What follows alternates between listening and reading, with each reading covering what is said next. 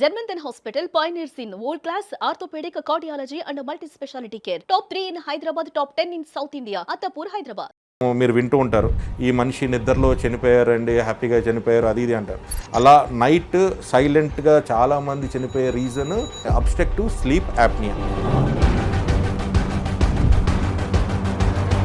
అది ఒకటి ఉంది అని కూడా మన ఇండియన్ ప్రజలకు చాలామందికి తెలియదు. వచ్చే కండిషన్ ఎలా ఉంటుందంటే ఏం చెప్తారు? ఇలాంటి వాళ్ళు ఎప్పుడైతే ఈ నాలిక వెళ్ళి వెనక్కి గొంతు మీద పడిపోతుంది, దీనివల్ల ఏమవుతుందంటే అండి, ఉరక అనేది ప్రమాదమే అంటారా? యాజ్ ఎ ఊపిరితిత్తుల most of the silent killer అదేనండి. చాలామందికి తెలియదు. నేను ఏవైతే మీకు చెప్పానో మా తాతగారు మాకు చెప్పేవారు, వాళ్ళకి సైంటిఫిక్గా వాళ్ళు ఫాలో అయ్యేవారండి, మనమే ఫాలో అవ్వట్లేదు. చిన్నతనంలో ఆస్మా అనేది వెంటాడుతూ ఉంటుంది. ఈ డస్ట్ వల్ల వీటి వల్ల మీకు గుర్తే ఉంటుంది, మన చిన్నప్పుడు సినిమాలకు వెళ్తే నా పక్కనే ఎవడో ఒకటి స్మోక్ చేసేవాడు. సిగరెట్ స్మోకింగ్ అన్న, హుక్కా అండ్ వేపింగ్ అని అంటారు, అవి చాలా చాలా డేంజర్ అండి. సిగరెట్ స్మోకింగ్ అయినా మనిషిని ఓల్డ్ ఏజ్ దాకా తీసుకెళ్తుందేమో కానీ వేపింగ్, హుక్కా అయితే ఓల్డ్ ఏజ్ కూడా చూడరండి. లంగ్ ట్రాన్స్ప్లాంట్ చేయకపోతే ఆ పేషెంట్ బతకరు. అందుకు 206 కంట్రీస్ బ్యాన్ చేసిందండి vaping. Welcome to Suman TV. మనం ప్రస్తుతం జర్మంటన్ హాస్పిటల్ అత్తాపూర్లో ఉన్నాం. ఇప్పటివరకు ఆర్థోపెడిక్తో పాటు అన్ని విభాగాల డాక్టర్లతో ఇంటర్వ్యూ చేసాం. ఇప్పుడు అన్నిటికంటే అతి ముఖ్యమైనది మన కరోనాలో సమయంలో తెలిసినది ఊపిరితిత్తుల డాక్టర్. అటువంటి ఊపిరితిత్తుల డాక్టర్ గారు కృష్ణ కార్తిక్ గారు మన ముందున్నారు. వెల్కమ్ కార్తిక్ గారు. నమస్తే అండి. పల్మనాలజీ డాక్టర్, ఊపిరితిత్తుల డాక్టర్ అంటే చాలా కీలకం అనేది ప్రపంచానికి కరోనా ద్వారా తెలిసింది. మీరు కూడా చాలామంది పేషెంట్ చూసుంటారు. మీరు ఎలా ట్రీట్ చేశారు ఫ్యామిలీని కూడా వదిలిపెట్టి ప్రజల కోసం అంటే ఏం చెప్తారు? ఆ టైంలో మేము చాలా మోస్ట్ క్రిటికల్ కేసెస్ ఎక్కువ చూడాల్సి వచ్చింది. అండ్ ఆ క్రిటికల్ కేసెస్లో కూడా ఇప్పుడు వయసు పెద్దవాళ్ళ వాళ్ళు లేకపోతే చిన్నపిల్లలు అయితే ఎంతో కొంత మనం ట్రీట్ చేయొచ్చు, ఇప్పుడు ఇది లేదు. కానీ మాకు సెకండ్ వేవ్లో బిగ్గెస్ట్ హర్డల్ ఏంటి అంటే young people, mid age people, 20 cross and below 50 వాళ్ళు ఎక్కువ ఇన్ఫెక్ట్ అయ్యారు. ఎక్కువ శాతంలో కూడా మనకి ప్రాణాలు కోల్పోవడం జరిగింది. ఆ టైంలో మా ఛాయశక్తుల ఎంత వీలైతే అంతమందిని కాపాడగలిగాము.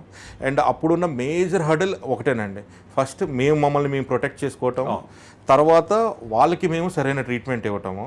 అండ్ మాకు ఆ టైంలో చాలా ఎమోషనల్ బ్రేక్ డౌన్స్ ఉండే, ఎందుకంటే యంగ్ పేషెంట్స్, చిన్న చిన్న పిల్లలు, నెలల పిల్లలు అలా ఉన్న వాళ్ళు కూడా చాలామంది ఫాదర్స్, మదర్స్ చనిపోయారండి. కొంతమంది ప్రెగ్నెంట్స్ చనిపోయారు, అలా చనిపోయారు. అది మేము తీసుకుని మేము డైజెస్ట్ అయ్యేలోపు ఇక్కడ ఇంకో పేషెంట్కి సీరియస్ అయ్యారు. సో మేము వెంటనే మమ్మల్ని మేము నిద్రలేని రాత్రులు డైలీ ఉండేవండి. ఎందుకంటే మేము ఏ టైంలో ఏ పేషెంట్ ఎట్లా ఉన్నారో చెప్పలేకపోయాం.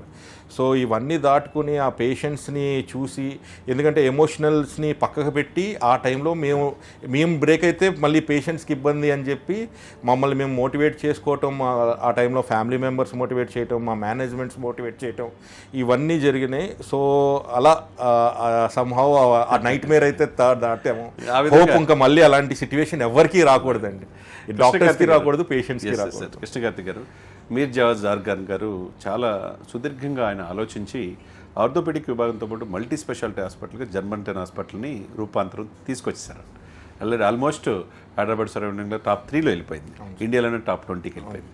ఇటువంటి జర్మంటన్ హాస్పిటల్లో అత్యంత అధునాతనమైన టెక్నాలజీ ఉంది, అన్ని విభాగాలు కరెక్ట్గా పనిచేస్తున్నాయి. దాంట్లో కీలకమైన మీరు పల్మనాలజీ విభాగానికి, ఊపిరితిత్తులు ఆ విభాగానికి హెచ్ఓడిగా ఉన్నారు. మీ దగ్గర వచ్చే కేసులు ఎలా ఉంటున్నాయి? ఎందుకంటే గ్రాస్ రూట్లలో తెలంగాణ వ్యాప్తంగా ఉంటారు, బోత్ 2 స్టేట్స్ నుంచి, మిగతా రాష్ట్రాల నుంచి కూడా వస్తూ ఉంటారు. ఇతర దేశాల పేషెంట్లు కూడా ఎక్కువ చూస్తూ ఉంటారు ఈ హాస్పిటల్లో.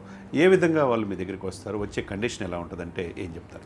మాకు మెయిన్గా ఏంటంటే మీకు తెలిసిందే, మాకు ప్రైమరీ ఆర్థోపెడిక్స్. అవునండి. సో ఆర్థోపెడిక్స్ కోసం ఎక్కువ మంది వస్తారండి. వచ్చిన వాళ్ళకి తెలియకుండానే వాళ్ళకి కొన్ని ఊపిరితిత్తు సమస్యలు ఉంటాయి. అది ILD అని ఉంటుందండి, ఇంటర్స్టిషియల్ లంగ్ డిసీజ్. అది రకరకాల కారణాల వల్ల ఊపిరితిత్తులు చెడిపోతాయి. మనకి ఏంటంటే స్పాంజ్ లాగా ఉండాల్సిన ఊపిరితిత్తులు గట్టిగా అయిపోతాయి, దాన్ని ఫైబ్రోసిస్ అంటారు. ఆ ఫైబ్రోసిస్ అవ్వటం అయిపోవటం వల్ల ఊపిరితిత్తులు సరిగ్గా గాలి తీసుకోలేకపోతారు అనమాట. సో అలాంటి కండిషన్ వాళ్ళకి తెలియదు, అలాంటి కండిషన్ ఉందని కూడా చాలా మందికి తెలియదు అండి. ఇక్కడికి వచ్చాక మనం ప్రాబ్లం వస్తారు. అవునండి, మనకు ఏంటంటే ఆర్థోపెడిక్స్ ప్రాబ్లం కోసం అని వస్తారు, కానీ మనం ఏంటంటే సర్జరీ కోసం అని పోస్ట్ చేసినప్పుడు మనం కొన్ని టెస్టులు చేస్తాం. ఆ టెస్టులు చేసినప్పుడు రొటీన్గా ఎక్స్రే లేకపోతే దానికి అవసరమైతే అప్పుడు సిటీ అవి చేయించుకుంటాం, సిటీ స్కాన్లు అలా చేయించుకుంటాం. అలాంటప్పుడు ఇలాంటివి బయటపెట్టినప్పుడు సో మాకు ఇప్పుడు ఏంటంటే సర్జరీ జరగాలి, అలాగని వాళ్ళకి వచ్చినందుకు ఊపిరితిత్తుల ప్రాబ్లం కూడా సాల్వ్ చేసి పంపిస్తాం, రెండు సైమల్టేనియస్గా చేయాలి. సో కొన్ని మనం ఏంటంటే ఇమీడియట్గా ట్రీట్ చేసే ఉంటాయండి, ఆ ఇమీడియట్గా ట్రీట్ ట్రీట్ చేయగలుగుతాం. కొన్ని మన చేతిలో ఉండవు, అవి దీర్ఘకాలపు డిసీజ్ లైక్ మన షుగర్ అలాగా ఇవి పర్మనెంట్గా ఉంటాయి, దానికి ట్రీట్మెంట్ ఉండదు, వాటిని కంట్రోల్ చేస్తాం. సో వాటిని కంట్రోల్ చేసి మన ఏంటంటే అండి సార్కి ముందు సర్జరీ యాక్సెస్ ఇవ్వటము, తర్వాత వాళ్ళు ఇక్కడ నుంచి వెళ్ళేటప్పుడు కూడా ఊపిరితిత్తుల ప్రాబ్లము దాని గురించి వాళ్ళకి సైంటిఫిక్గా ఇది మీకు ప్రాబ్లం అండి ఇది అని ఎక్స్ప్లెయిన్ చేసి దానికి ఈ మందులు వాడాలి, ఈ జాగ్రత్తలు తీసుకోవాలని చెప్పి వాళ్ళు వెళ్ళిన వాళ్ళు కూడా వేరే వేరే దేశాల నుంచి మళ్ళీ ఫాలోఅప్కి వచ్చిన వాళ్ళు కూడా ఉన్నారండి మన దగ్గరికి. ట్రీట్మెంట్ కానీ అలాంటివన్నీ మన దగ్గర బాగానే అవుతాయి. అండ్ మోస్ట్ అంటే ఈ సర్జరీ కాకుండా మేము బాగా తరచూ చూసేది ఆస్మా సిఓపిడిస్ అండి. అది ఇప్పుడు వచ్చే పొల్యూషన్ వల్ల వీటి వల్ల బాగా ఎక్కువ అవుతున్నాయి ఆ కండిషన్స్. నగరీకరణ ప్రజలు పెరిగే కొద్దీ ఈ మోస్ట్లీ ఇండస్ట్రియల్ ఏరియాస్ లో ఉన్న వాళ్ళకి వీళ్ళకి నిమోనియా చాలా కామన్ అయిపోయింది. అండ్ నిమోనియా అంటే మనకి ఇప్పుడు బ్యాక్టీరియల్ ఇన్ఫెక్షన్ కానీ ఈ కరోనా కూడా ఒక నిమోనియా లాగే అండి, అది వైరల్ నిమోనియా అంటాం. సో ఈ నిమోనియాస్ కూడా వస్తుంటాయి. సో మాకు వచ్చిన పేషెంట్స్కి అంటే వాళ్ళు కొంతమంది ఏంటంటే ఇప్పుడు సార్ దగ్గరికి ఆర్తో ఎప్పుడో యాక్సిడెంట్ అయి ఉంటుంది, వాళ్ళకి ఎప్పుడో బ్రోన్ ఫ్రాక్చర్ అయి ఉంటుంది, మా దగ్గరకు వచ్చేవరకు లేట్ అవుతుంది, అంటే వాళ్ళు ట్రీట్మెంట్ డిలే అవటం ఏదో ఒక కారణాలు ఉంటాయి, వాళ్ళకి అది లోపల ఇన్ఫెక్ట్ అయిపోతుంది, ఆ ఇన్ఫెక్షన్ ఊపిరితిత్తులు కూడా పాకేసి ఉంటాయి. సో అలా తెలియదు వాళ్ళకి పాకిందని. సో మా దగ్గరకు వచ్చేవరకు ఫస్ట్ ఇన్ఫెక్షన్ రేట్లో మనం ఆపరేషన్ థియేటర్ పంపించలేము. సో మనం ఏం చేస్తాం ఫస్ట్ వాళ్ళని ఇన్ఫెక్షన్ తగ్గించి వాళ్ళకి ఇన్ఫెక్షన్ మొత్తం తగ్గిపోయినాక సేఫ్గా సార్కి హ్యాండిల్ చేస్తాం, సార్ సర్జరీ చేసుకుని వాళ్ళు సేఫ్గా ఇంటికి పంపించడం. సో జర్మెంటన్లో ఇది అండి మా సార్కి హెల్ప్ చేస్తాం, అలాగే మాకు కూడా డిపార్ట్మెంటల్ వైజ్ కూడా ఆ వైపు నుంచి కూడా కేసులు వస్తూ ఉంటాయి. అంటే ఇలా డిశ్చార్జ్ అయిన వాళ్ళు లేకపోతే ఈ చుట్టుపక్కల ఉన్న వాళ్ళకి తెలుసో అలా వస్తూ ఉంటారు. రెస్పిరేటరీ కండిషన్స్ అన్నీ ట్రీట్ చేస్తాము. ఇవి కాకుండా సర్జరీకి సంబంధించి కొన్ని బయటపడతాయండి. అబ్స్ట్రక్టివ్ స్లీప్ యాప్నియా అని ఉంటుంది, అదొక సైలెంట్ కిల్లర్, చాలా మందికి తెలియదు. చాలా మంది మీరు వింటూ ఉంటారు ఈ మనిషి నిద్రలో చనిపోయారండి, హ్యాపీగా చనిపోయారు అది ఇది అంటారు. అలా నైట్ సైలెంట్గా చనిపోయే వాళ్ళు చాలా మంది చనిపోయే రీజన్ ఇదే, హార్ట్ అటాక్ అది ఇది అనుకుంటారు. బట్ మోస్ట్ ఆఫ్ ద 90% అలాంటి దట్స్కి రీజన్ అబ్స్ట్రక్టివ్ స్లీప్ యాప్నియా అని ఒకటి ఉంటుందండి. అది ఒకటి ఉంది అని కూడా మన ఇండియన్ ప్రజలకు చాలా మందికి తెలియదు. ఇందాక మీరు చెప్పినట్టుగా ప్రతిదీ సర్జరీ చేయాలంటే ఒక ఆర్థో కావచ్చు ఏదైనా సర్జరీ చేయాలంటే యాజ్ ఏ పల్మాలజిస్ట్గా మీరు చూస్తారు. అవునండి. చూసి ఓకే అన్న తర్వాత సర్జరీకి వెళ్తారు. అవునండి. అట్లా కార్డియాలజీ రిలేటెడ్ మెడిసిన్ వాళ్ళు అంటే అది కీలకమైన విభాగం మీ పల్మాలజీ. మీరు ఇప్పుడు చెప్పినట్టు ఇది కొత్తగా ఉంది, అదే మన ఇండియన్స్ చాలా మందికి ఇది అవగాహన చాలా మంది. అది కొద్దిగా సుమన్ టీవీ వీక్షకులకి చెప్తానండి. యాప్నియా అంటే మూమెంటరీ పాజ్ అండి, కొంచెంసేపు పాజ్, మన బ్రీతింగ్కి పాజ్ ఇస్తాం. మామూలుగా మనం ఆవలించినప్పుడు, దగ్గినప్పుడు, తినేటప్పుడు, మింగేటప్పుడు, ఎస్పెషల్లీ మనం ఏమైనా ఫుడ్ తిని మన మింగేటప్పుడు మూమెంట్గా మన బ్రీతింగ్ పాజ్ అవుతుంది, వాటిని యాప్నియాస్ అంటాం. అదే యాప్నియా కొంచెం ప్రొలాంగ్ అయింది అనుకోండి వేరియస్ రీజన్స్ వల్ల, దాన్ని అబ్స్ట్రక్షన్ యాప్నియా అంటాం. అది నిద్రలో ఎక్కువసేపు అది జరిగితే అబ్స్ట్రక్టివ్ స్లీప్ యాప్నియా. అంటే నిద్రలో మన శ్వాస లోపలికి వెళ్లకుండా ఏదో ఆపుతుంది, ఆ ఆపుతున్న దానివల్ల యాప్నియా అంటే కొంచెంసేపు మన శ్వాస ఆగిపోతుంది. సో శ్వాస ఆగిపోయినప్పుడు ఏమవుతుంది ఆ పేషెంట్ కూడా తెలియదు అలా వాళ్ళకి ఆగిపోతుందని కూడా తెలియదు. అంటే మరి చాలా మంది పెద్దలు ఏం చెప్తారు, అరే హ్యాపీగా చనిపోయాడు, అదేనండి, అలా ఇబ్బంది పెట్టకుండా చనిపోయారు, నిద్రలో చనిపోయారు, అప్పుడు దాకా మాతో నవ్వుతూనే ఉన్నారండి, తిన్నారు, వెళ్ళి పడుకున్నారు, మార్నింగ్ లేచేసరికి లేగట్లేదు. ఇవన్నీ కూడా బ్యాక్గ్రౌండ్ అబ్స్ట్రక్టివ్ స్లీప్ యాప్నియా ఉండే అవకాశం చాలా ఎక్కువ. ఒక 80% to 90% ఉంటుంది, ఒక 10% కార్డియాక్ కేసెస్ కూడా ఉంటాయి. సో మోస్ట్లీ అంటే ఇది చాలా మందికి తెలియదు కూడా, ఇది హార్ట్ని కూడా ఆపేస్తుందండి ఈ యాప్నియా. సో ఏమవుతుందంటే యాక్చువల్గా ఒబిసిటీ ఒకటి ఉంటుందండి, మన ఒళ్ళు పెరిగిపోవటం వల్ల ఇక్కడ నెక్ దగ్గర ఫ్యాట్ పెరిగిపోయి మన లోపలికి వెళ్ళే విండ్ పైప్, సెకండ్ చిన్నవి అంటే డబుల్ చిన్నవి అవన్నీ ఉండి ఈ నెక్ సర్కంఫరెన్స్ తగ్గిపోయి మన లోపలికి శ్వాస వాటికి ఏదైతే ఉందో దాన్ని నొక్కేస్తుందండి. అదొకటి. మామూలుగా న్యాచురల్గా ఏదేంటంటే వయసు మీద పడే కొద్దీ మన మజిల్స్ కొంచెం వీక్ అవుతాయి. నిద్రలో నార్మల్గానే మజిల్స్ రిలాక్స్ అవుతాయి, అది వయసు మీద పడే కొద్దీ ఇంకొంచెం ఎక్కువ అవుతాయి. సో ఇలాంటి వాళ్ళు ఎప్పుడైతే మన వీపు మీద పడుకున్నారో, వీపు ఇలాగా తాకి పడుకున్నారో, ఈ నాలిక అనేది కూడా ఒక స్మూత్ మజిల్. ఈ నాలిక వెళ్ళి వెనక్కి గొంతు మీద పడిపోతుందండి. గొంతు మీద పడిపోయినప్పుడు నిద్రలోని ఎస్పెషల్లీ మామూలు మెలుకుని ఉన్నప్పుడు టైట్గానే ఉంటుంది, అది మన కాన్షియస్లో ఉంటుంది. మన నిద్రలో ఉన్నప్పుడు అది రిలాక్స్ అయిపోతుంది, రిలాక్స్ అయిపోయి వెనక్కి పడిపోతుంది.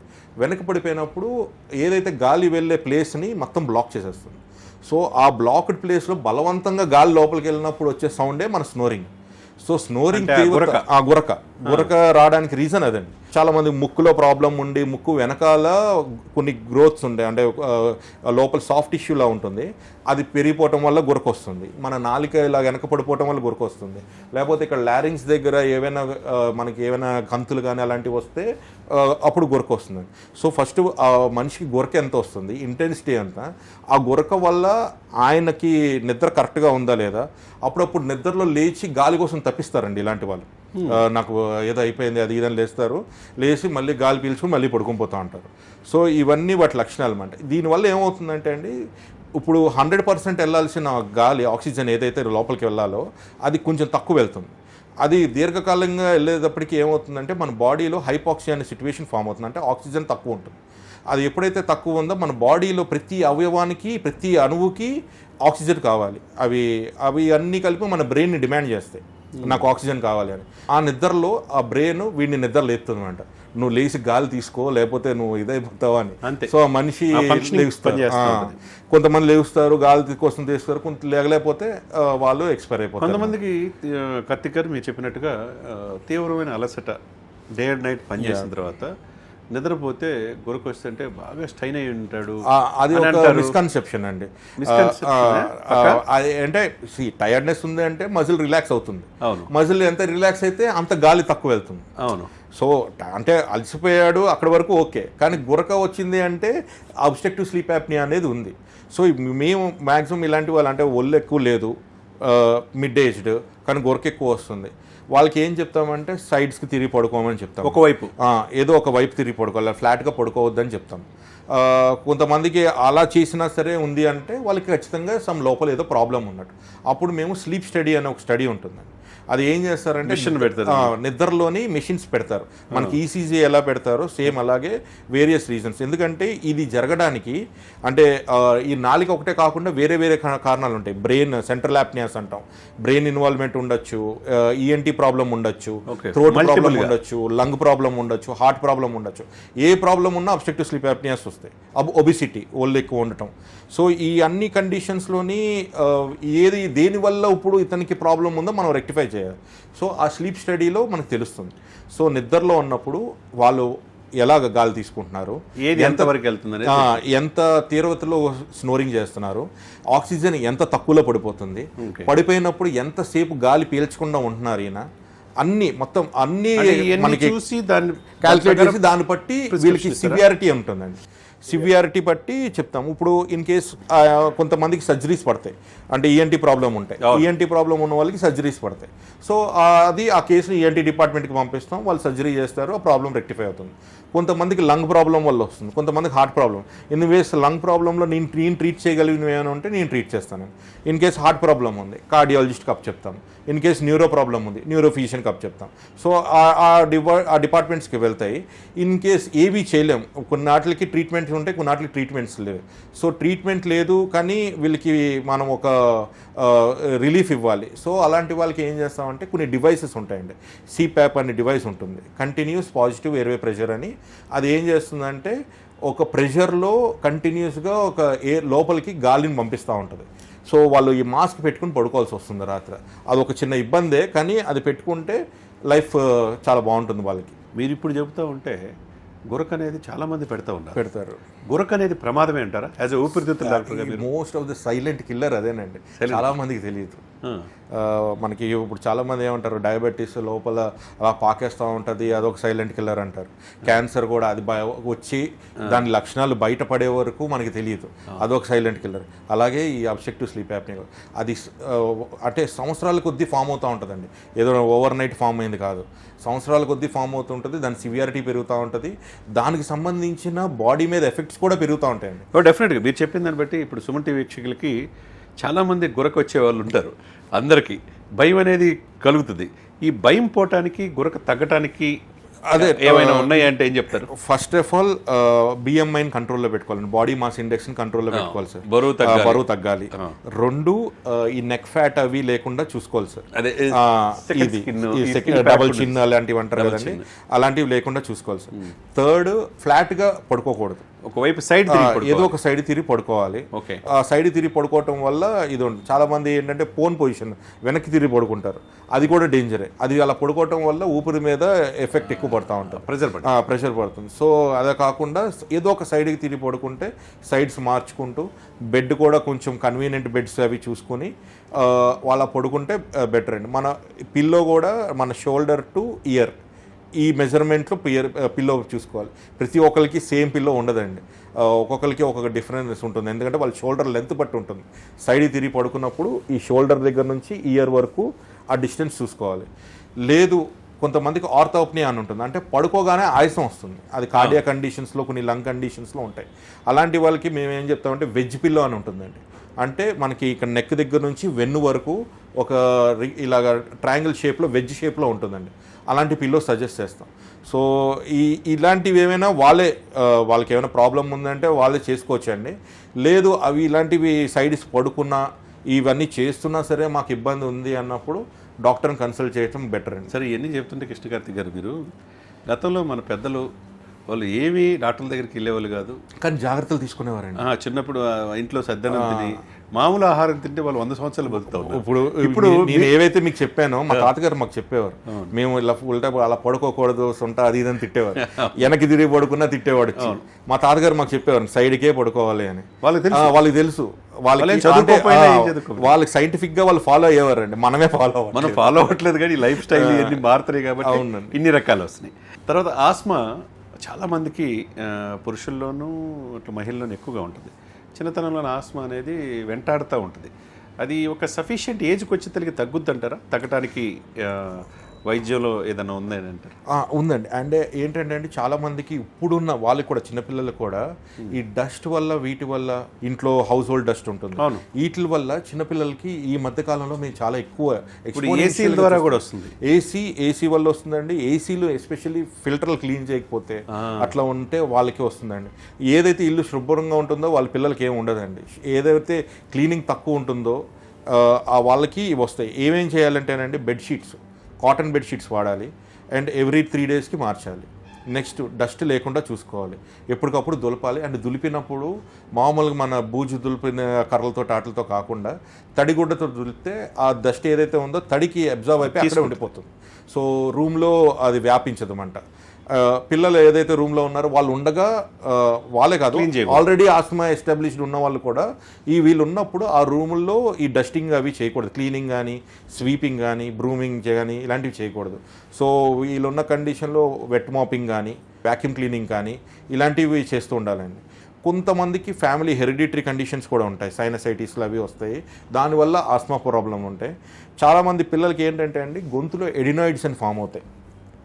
ఎడినాయిడ్స్ అనేది ఒక చిన్న గ్రోత్ అండి, అది అవి డస్ట్ వచ్చి లోపలికి వెళ్ళటం వల్ల దానికి రియాక్షనరీగా పెరుగుతాయి. అవి తరచూ పెరుగుతున్నాయి అనుకోండి, అవి కూడా ఆస్తమాకి లీడ్ అవుతుంటాయి అన్నమాట. సో ఇలాంటి వాళ్ళకి ఏంటంటే ఒక వయసు వచ్చాక బాడీ ఆ ఎలర్జన్కి సెన్సిటైజ్ అవుతుంది.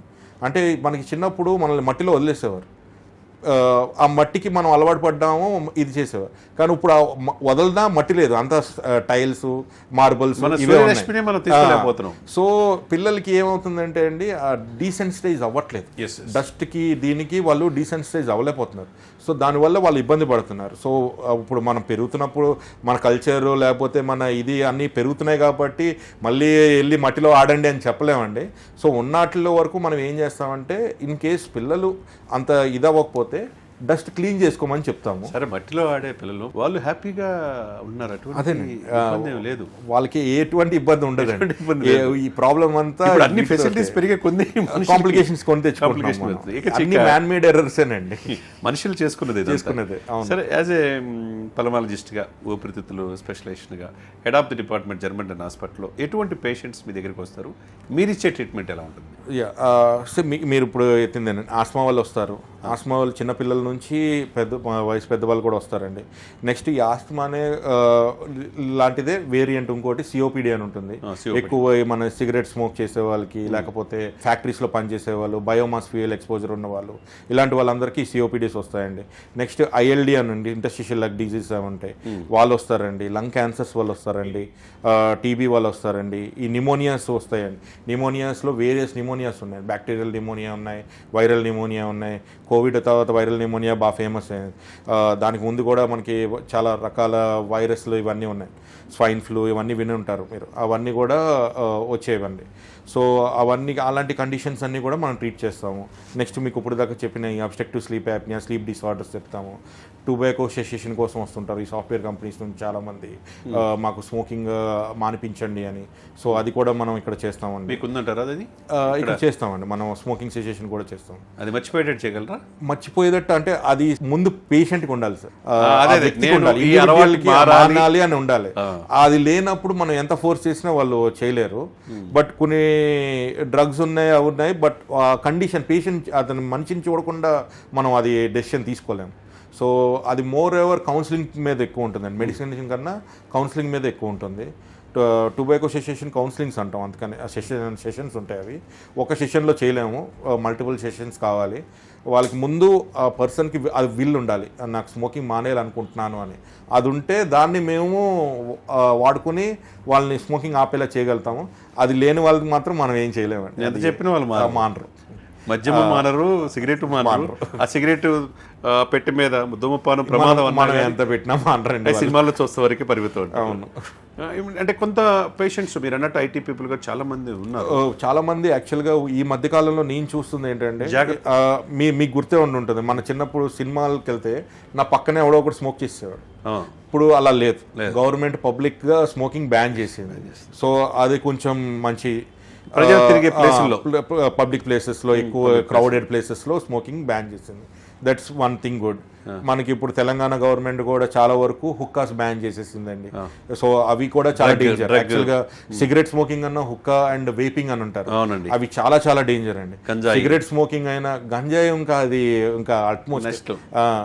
సో ఈ సిగరెట్ స్మోకింగ్ అయినా మనిషిని ఓల్డ్ ఏజ్ దాకా తీసుకెళ్తుందేమో కానీ, వేపింగ్ హుక్కా అయితే ఓల్డ్ ఏజ్ కూడా చూడరండి.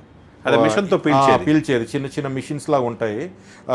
ఎలక్ట్రిక్ సిగరెట్స్ రకరకాల ఫ్లేవర్స్ వేస్తుంటారు. అవి వేపింగ్ కూడా ఆల్మోస్ట్ 206. హైదరాబాద్ సిటీలో ఎక్కువగా యూత్, ముఖ్యంగా మహిళలు కూడా దానికి ఇదైపోతుంది. అవునండి, చాలా మంది అవుతున్నారు. కానీ అది బ్యాండ్ ఎందుకంటే అది ఈ ఐఎల్డి అని చెప్పాను కదండి. ఐఎల్డి అనేది స్లోలీ ప్రోగ్రెసివ్ డిజీజ్ కాస్త ఈ వేపర్స్లో చాలా ఫాస్ట్ డిజీజ్ అయిపోతుంది. సో దానివల్ల లంగ్స్ చాలా ఫాస్ట్గా ఫైబ్రోస్ అవుతుంది. అండ్ వన్స్ ఫైబ్రోస్ అయిపోయాక ట్రీట్మెంట్ మనకి లంగ్ ట్రాన్స్ప్లాంట్ ఒకటే. లంగ్ ట్రాన్స్ప్లాంట్ చేయకపోతే ఆ పేషెంట్ బతకరు. సో చాలామంది యూత్లోనే చనిపోతున్నారు. అందుకు 206 కంట్రీస్ బ్యాన్ చేసిందండి వేపింగ్. మొత్తం ప్రపంచంలో మొత్తం బ్యాన్ చేసింది వేపింగ్ని. సో అంత అదొక గ్లోబల్ దీని కింద తీసుకుని అన్ని కంట్రీస్ బ్యాన్ చేస్తాయి. సో అది ఎంతవరకు మన ఎవరైతే ఈ ఇంటర్వ్యూ చూస్తున్నారో, ఇవి మీరందరూ వేపింగ్ ఒకవేళ అలవాటు ఉంటే, చాలామంది ఏంటంటే సిగరెట్ ప్లేస్లో మాకు ఇది బెటర్, అది వాటర్ వేపరే, అది ఇది అనుకుంటున్నారు. But it's utmost dangerous thing to have. So ఈ మధ్య కొంతమంది స్టైల్ పెరిగి, అవునండి, ఎలక్ట్రిక్ సిగరెట్స్ ఆ ఎలక్ట్రిక్ సిగరెట్ ప్లేస్లో వచ్చిందేనండి వేపింగ్. దాని ప్లేస్లో వచ్చిందే వేపింగ్. వేపింగ్ వల్ల ఇంటర్స్టిషియల్ లగ్ డిసీజ్ చాలా ఎక్కువ వస్తున్నాయండి. సో దయచేసి మీకు ఎవరికైనా అలవాటు ఉంటే మానేసుకోండి, అది చాలా చాలా డేంజర్. ఫైనల్గా అంటే మనిషి పరిపూర్ణంగా, అంటే జపాన్లో ఆయుష్ చాలా ఎక్కువ ఉందంట. తర్వాత టెక్నాలజీ పెరిగిన దాంట్లో ప్రతిరోజు మనిషి జీవించడానికి ఎక్కువ కాలం బతకడానికి ప్రయత్నం చేస్తున్నారు. మనకి ఆక్సిజన్ సిలిండర్లో ఆక్సిజన్ కూడా వచ్చేసినాయి ఆటోమేటిక్గా చాలా ప్లేస్లో, ఈ పొల్యూషన్ ఎక్కువైపోయి. ఇప్పుడు మీరు ఇచ్చే సలహా, ఒక పరిపూర్ణమైన భారతీయుడిగా జీవించాలంటే ఊపిరితిత్తుల్ని ఏ విధంగా జాగ్రత్తగా చూసుకోవాలంటే ఏం చెప్తారు? సార్ ఇప్పుడున్న అంటే ఈ మన హైదరాబాద్ గురించే మాట్లాడదామండి. ఇప్పుడు సిటీ, మనకి సిటీలో మనం వద్దన్న పొల్యూషన్, అది మానాలి అంటే చాలా చేయాలి. అది ఎంతమంది చేస్తారో తెలియదు. సో ఎంత పబ్లిక్ సాధ్యమైనంత వరకు ట్రాన్స్పోర్ట్, ఇండివిజువల్ ట్రాన్స్పోర్ట్, ప్రజల్లో కూడా అవగాహన రావాలి. పబ్లిక్ ట్రాన్స్పోర్ట్ని ఎక్కువ ఎంకరేజ్ చేస్తే, గవర్నమెంట్స్ కూడా ఎంకరేజ్ చేస్తే ఈ పొల్యూషన్ ఒకటి తగ్గే ఛాన్సెస్ ఉంటాయండి. ఇన్ కేసు అలా అవ్వకపోతే N95 అని మాస్క్స్ ఉంటాయండి. అది 95% పార్టికులేట్స్ కూడా ఫిల్టర్ చేస్తుందన్నమాట. సో అలాంటి మాస్కులు వాడితే, అంటే మీకు ఏమైనా ముందే మీకు ప్రీ ఎగ్జిస్టింగ్ లంగ్ కండిషన్స్ ఏవైనా ఉన్నాయి, లేకపోతే ఆల్రెడీ మీ ఫ్యామిలీ హిస్టరీలో లంగ్ ప్రాబ్లమ్స్ ఉన్నాయి, ఇలాంటి వాళ్ళు జాగ్రత్త పడవచ్చు. లేదు అనుకుంటే ఎవరైనా సరే వాడచ్చండి. అది కాకపోయినా నార్మల్ మాస్క్ అయినా పెట్టుకుంటే ఎంతో కొంత ప్రొటెక్షన్ అయితే ఉంటుందండి మన డే టు డే పొల్యూషన్ నుంచి. నెక్స్ట్ క్రౌడెడ్ ప్లేసెస్లో లైక్ మన మాల్స్ కానీ, మూవీ థియేటర్స్ కానీ, ఇలాంటి చోటుకి వెళ్ళినప్పుడు కూడా కొంచెం మాస్కింగ్ చేసుకుంటే బెటర్. ఎందుకంటే ఎవరికి ఇన్ఫెక్షన్ ఉందో తెలియదు, ఆ ఇన్ఫెక్షన్ ఉన్న పర్సన్ కూడా తెలియదండి అతనికి ఇన్ఫెక్షన్ ఉన్నట్టు. ఆయన వచ్చి అక్కడ దగ్గుతారు, అది మొత్తం అందరికీ ఆటోమేటిక్గా వచ్చేసింది. సో అందులో కొన్ని ప్రాబ్లమాటిక్ ఉన్నాయండి. అంటే టీబీలోనే కొంచెం ముదర టీబీలు ఉన్నాయి, XDR, MDR టీబీస్ అని ఉన్నాయి. అలాంటి వాళ్ళు ఎవరైనా వచ్చి దగ్గారనుకోండి, మనకు కూడా అది వ్యాపిస్తుంది, మనకు కూడా అలాంటివి వస్తాయి. సో ఇవన్నీ మన సింపుల్ చిన్న మనం హెల్మెట్ ఎలా పెట్టుకుంటున్నాము, మన కేర్, మనం సీట్ బెల్ట్ ఎలా పెట్టుకుంటాం, అలాగే చిన్న మాస్క్ ఒకటి పెట్టుకుంటే మన లంగ్ని చాలా వరకు, లంగే కాదు మన అప్పర్ రెస్పిరేటరీని కూడా చాలా వరకు మనం ప్రొటెక్ట్ చేసుకోగలుగుతామండి. నెక్స్ట్ వ్యాక్సిన్స్ ఉంటాయండి.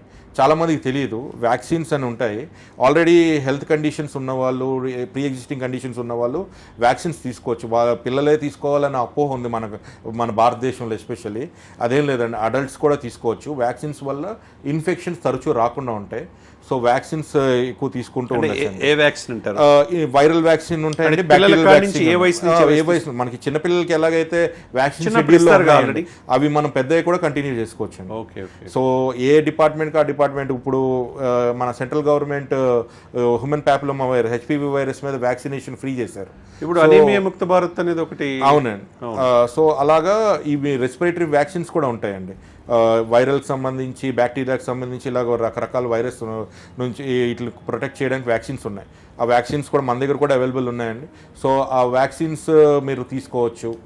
లంగ్ స్క్రీనింగ్ అంటే వయసు 55 దాటింది, మీకు స్మోకింగ్ అలవాటు ఉంది, లేకపోతే ఇండస్ట్రియల్ ఏరియాస్లో వర్క్ చేసి ఉన్నారు, ఇలాంటి ఏరియాస్లో ఉన్న వాళ్ళు ఎవరికైనా లంగ్ క్యాన్సర్స్ వచ్చే అవకాశం ఉంది, లేకపోతే family history of lung cancer ఉంది, ఇలాంటి వాళ్ళు ఒక 50 years నుంచే లంగ్ స్క్రీనింగ్ చేసుకుంటే, అర్లీ డిటెక్షన్ చేస్తే, లంగ్ని ఆ ట్యూమర్ని అప్పుడప్పుడే దాన్ని తీసేస్తే లైఫ్ బాగుంటుంది. అప్పుడప్పుడు జీరో క్యాన్సర్ కూడా చూస్తున్నామండి. సో ఎర్లీ స్క్రీనింగ్ చాలా చాలా ఉపయోగపడుతుంది. చెప్పిన ఏ కండిషన్ ఉన్నా సరే అలాంటి వాళ్ళు వచ్చి హెల్త్ చెకప్స్ చేయించుకున్నప్పుడు ఒకసారి లంగ్ మీద కూడా కొంచెం కాన్సన్ట్రేట్ చేస్తే చాలా వరకు ప్రాబ్లమ్స్ ఒకవేళ మీకు ఉండుంటే దాన్ని ఎరాడికేట్ చేయొచ్చు. చూశారు కదండి, అంత ఈజీగా తీసుకోవద్దు. ఊపిరితిత్తుల్ని మనం కాపాడుకోవాలి. అవి బాగుంటేనే మనిషి బాగుంటాడు. ఎందుకంటే మన పక్కన ఉన్న వాళ్ళు సిగరెట్ తాగినా చాలా దూరంగా ఉండాలి. బహిరంగ ప్రదేశాల్లో టీబీ ఉన్న వాళ్ళు కూడా ఉండొచ్చు మనతో, వాళ్ళతో కూడా జాగ్రత్తగా ఉండాలి. ఇవన్నీ ఒక ఎత్తు అయితే గురక సర్వసాధారణం అని చెప్పి అందరూ అనుకుంటున్నాం, అది కూడా చాలా ప్రమాదం. అది స్టార్టింగ్లోనే దానికి సంబంధించిన డాక్టర్లను సంప్రదించి దానికి సంబంధించిన మందులు వాడాలని చెప్పి చెప్తున్నారు. అదేవిధంగా చిన్నతనంలో ఉన్న ఇవన్నీ కూడా నిమోనియా కావచ్చు, తర్వాత ఆస్మా కావచ్చు, ఇవన్నీ కూడా జాగ్రత్తగా తీసుకోవాల్సిన అవసరం ఉన్నది. పెరిగే కొంది డాక్టర్లను సంప్రదించాలి, దాని ప్రకారం మందులు వాడాలని చెప్తున్నారు. ఏదేమైనా కానీ చాలా విషయాలు జర్మన్ హాస్పిటల్లో HODగా కృష్ణ కార్తిక్ గారు మనకి అందించారు. ఆ తర్వాత మరిన్ని విషయాలు ఇంకో ఇంటర్వ్యూలో మనం కలుద్దాం. థ్యాంక్ యూ అండి. థ్యాంక్ యూ అండి. Germantown Hospital pioneers in world-class orthopedic cardiology and multi-speciality care. Top 3 in Hyderabad, top 10 in South India. Attapur, Hyderabad.